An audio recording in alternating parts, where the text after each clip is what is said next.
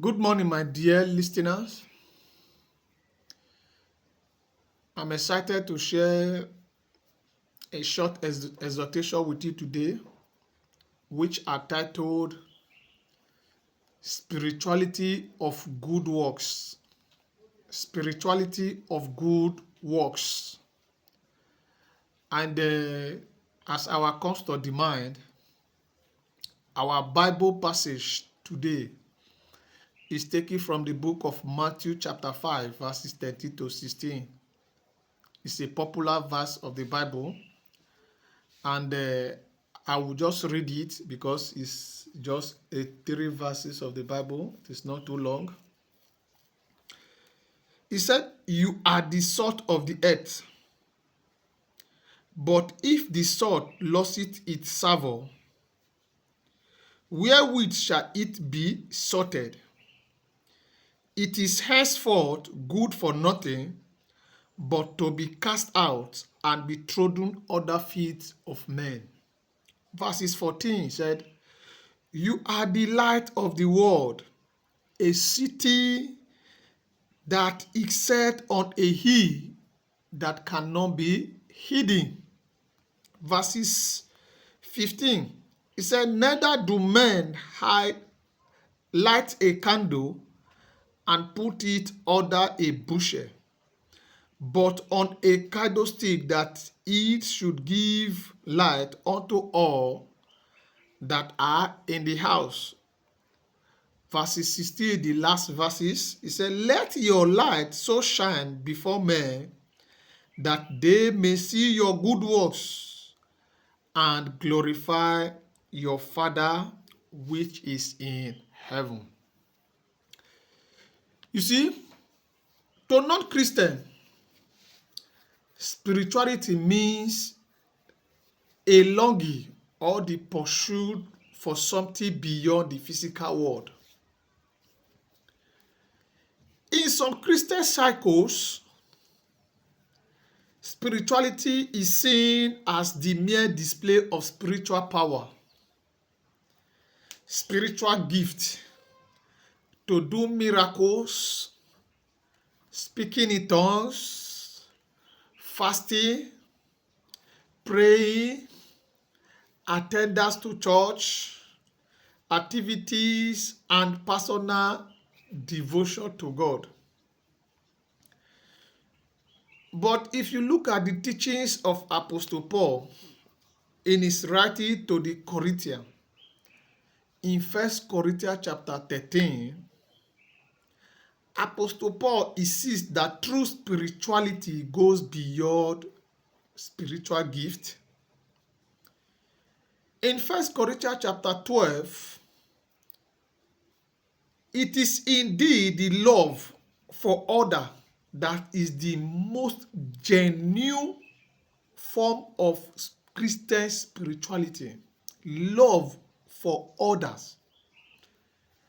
Remember in verses 16 of the passage we just read, say, "Let your light so shine before men that they may see your good works, and then glorify your Father which is in heaven." The passage of today's exhortation says that you are the light of the world. We are to shine through our good works, through our daily activities. Our good work shows men something of what God is like. Our good work give men the opportunity to know something about our God, and ultimately to bring them to praise Him. In addition to the teachings of Apostle Paul, in addition to the preaching about the kingdom, Jesus went about doing good. The Pharisees, on the other hand, only taught the law of Moses, but never lifted their fingers to identify with the poor. They never identify with the needy in the society. They never shows that helping the needy, making them to feel love, coming through to the broken-hearted is a form of Christian spirituality. No wonder they become jealous when the crowd began to gather around Jesus. The question today is, are you more like the Pharisees or like Jesus? Remember, this is a comparison now. The Pharisees understood the law. They know what is expected of God. They know the do's and the don'ts, but they never put them into practice. They never go out of their shores to ensure that what they know is translated into works so that men could see it.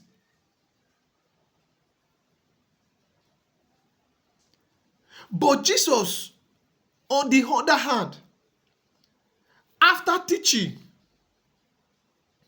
he will also show his teaching through practical example.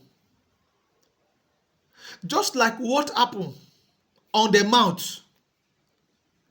After Jesus Christ has taught the disciple and the multitude that were gathered, and Jesus Christ perceived that they were hungry, and he also perceived that most of them do not have the resources, even if they are set out to go and buy food for themselves, to even buy.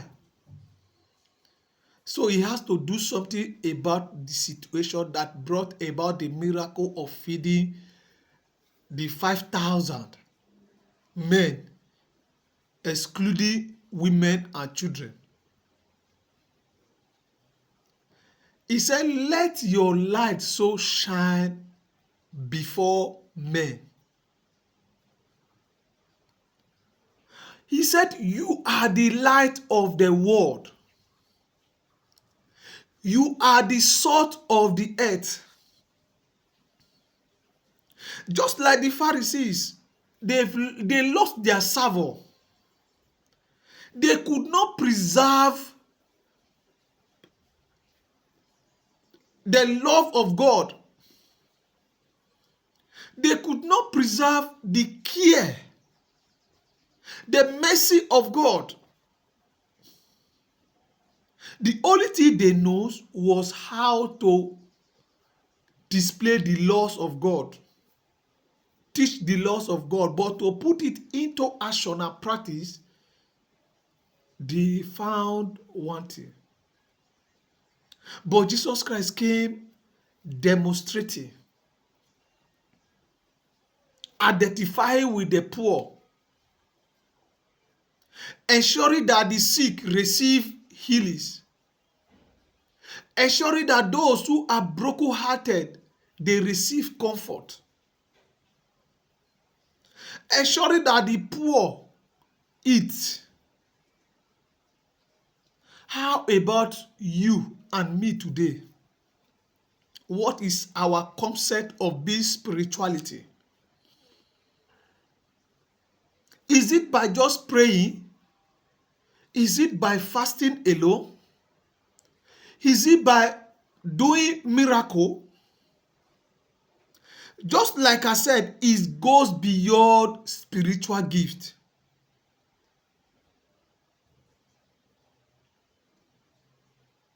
our work should be to love even the unlovable, to reach out to those who are in need. Today, I'm encouraging each and every one of us. Let your light shine. Be the salt indeed. Be the reason why sweetness is achieved in the world. Be the reason why church and Christian love is preserved. Be the reason why somebody bring glories and praises to God today. Remain blessed. But before you go, I will leave you with this prayer point. You are going to say, Dear Lord, please help me to grow in loving people like you did during your earthly ministry. Help me to grow in loving people. Because to me, that is the greatest form of spirituality. Spirituality of good work. Remain blessed till I comes your way. Thank you. But please subscribe and share so that this video can get to more people. You don't know whom you could be helping by sharing. Thank you very much. See you again in the next exhortation.